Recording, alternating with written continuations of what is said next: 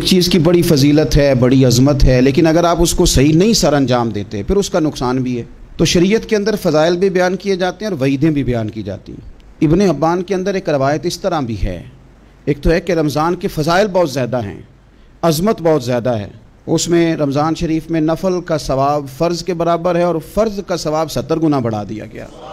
ایک تو یہ کہ فضائل بڑے ہیں، اور ایک یہ کہ اگر کسی نے اس سے پورا نفع نہ اٹھایا، رمضان کی برکتوں سے، فضیلتوں سے، سعادتوں سے جو لوگ بہراواری نہ ہوئے، غافل رہے، ان کے لیے وعید بھی بیان فرمائی۔ یہ تصویر کا جو دوسرا رخ ہوتا ہے یہ بھی بڑا سمجھنے والا ہوتا ہے۔ نبی پاک صلی اللہ تعالیٰ علیہ وسلم نے ممبر کی ایک سیڑھی پر قدم رکھا تو فرمایا آمین، پھر دوسری سیڑھی پر قدم رکھا تو فرمایا آمین، پھر تیسری پر قدم رکھا تو فرمایا آمین۔ اب صحابہ کرام علیہم رضوان کو تجسس ہوا، عرض کی یا رسول اللہ صلی اللہ تعالیٰ علیہ وسلم یہ 3 دفعہ آمین آمین۔ حضور نے فرمایا میرے پاس حضرت جبریل امین علیہ السلام حاضر ہوئے اور انہوں نے کہا ہے کہ یا رسول اللہ صلی اللہ علیہ وسلم اللہ اس بندے کی ناک خاک آلود کرے، یعنی وہ رسوا ہو جائے جو اپنے ماں باپ یا دونوں میں سے کسی ایک کو بڑھاپے میں پائے اور پھر ان کی خدمت کر کے جنت حاصل نہ کرے۔ حضور فرماتے میں نے کہا آمین، گویا حضور رحمت للعالمین ہیں، لیکن یہ بات اتنی ناپسندیدہ ہے ماں باپ کی نافرمانی کرنا کہ یہاں حضور نے بھی اظہار ناراضگی فرمایا آمین۔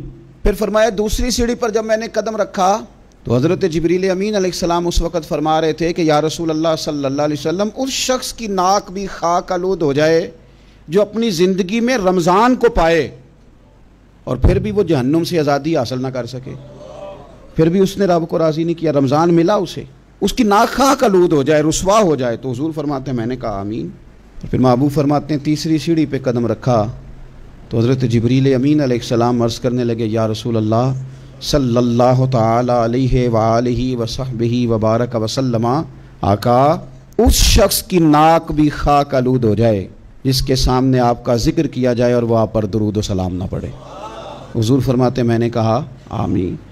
تو ان وعیدوں پر بھی غور کریں، یعنی خاص توجہ دیں۔ ہر وقت انسان کو ایک طرح کا نہیں رہنا چاہیے یار۔